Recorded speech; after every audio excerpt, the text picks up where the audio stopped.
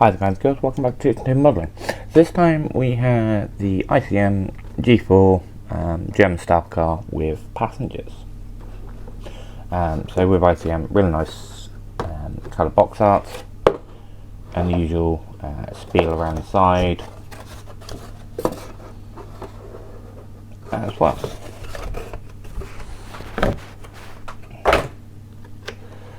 So with ICM you get a box within a box, which is really quite nice. Keeps everything nice and secure. So I've already opened this up and removed all the plastic bags. So first of all, the instructions, both in Ukrainian and English, Cyrillic and English, which is quite nice to see, with some technical specs of the vehicle itself. But really nice, quite crystal clear instructions on how everything goes together. No sort of ifs, no buts, no coconuts. It's very to the point of how everything attaches to one another. Where's quite an intricate part.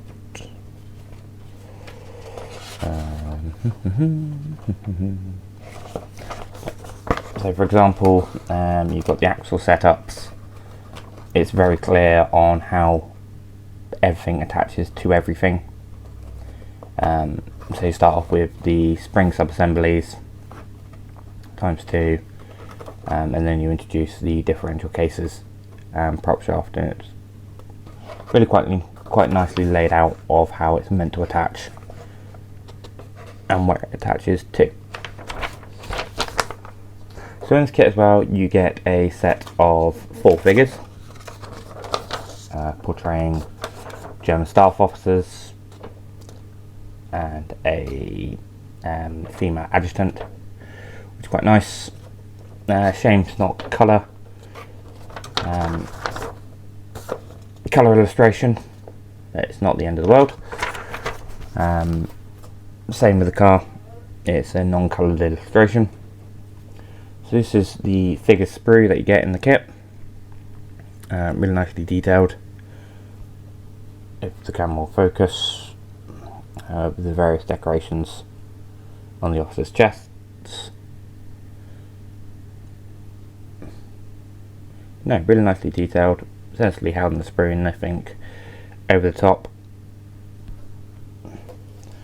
And then onto the actual car itself. So the good thing about ICMs, they do all contain engines details, but really nicely laid out on the sprues. The only annoying thing is obviously the attachment points, but they're not attachment points, injection points, but they're not in such a place where it's going to be an issue to remove them quite easily.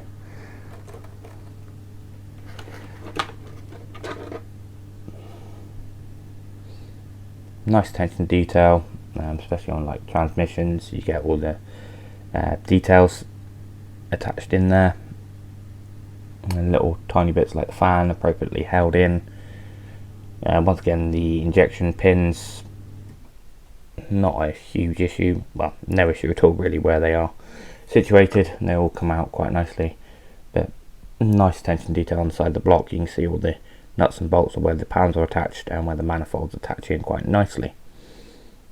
Moving on to the seats, nicely textured leather effect with all the seams and whatnot being appropriate.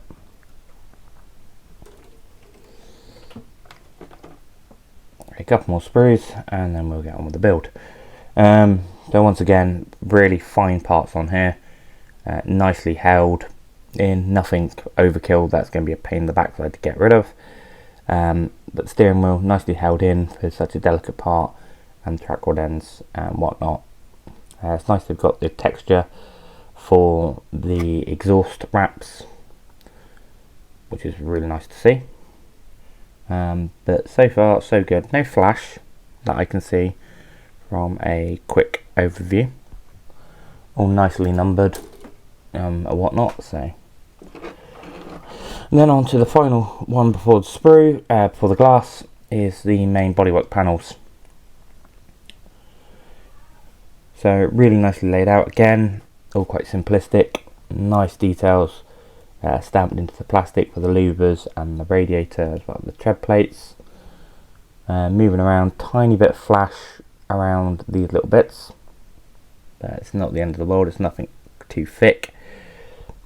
And the actual main bulkhead of the car has the wiper blades set into it.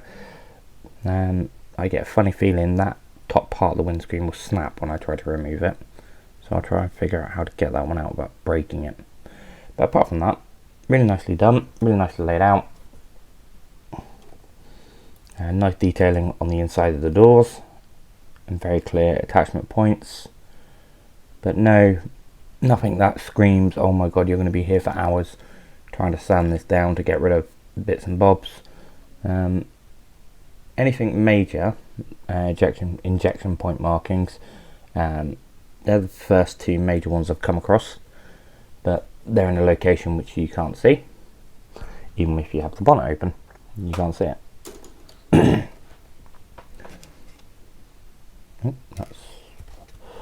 And then onto the last pack, which is the glass. I haven't opened this yet to avoid getting fingerprints on it, but straight away, really nice headlights, windscreen and side windows. So this car, studying photographs of it, you can build it with the windows, you can build it without the windows. It's very much up to you. Okay, and the last bit in the box is the decals or decals. So a good variety of choices for number plates, dash panels. Only slight bugbear is these would contain a soft sticker, which they don't, which is a little bit annoying. But obviously some parts of the world it's completely illegal, completely banned. But in the UK it is a given, especially when it comes to historical bits and bobs rather than anything modern. So never had a problem with ICM decals. They come out really nicely. They're always printed really nicely, and they're not overly thick and they're not too thin. So that's the entire contents of the box. Let's get on with the build.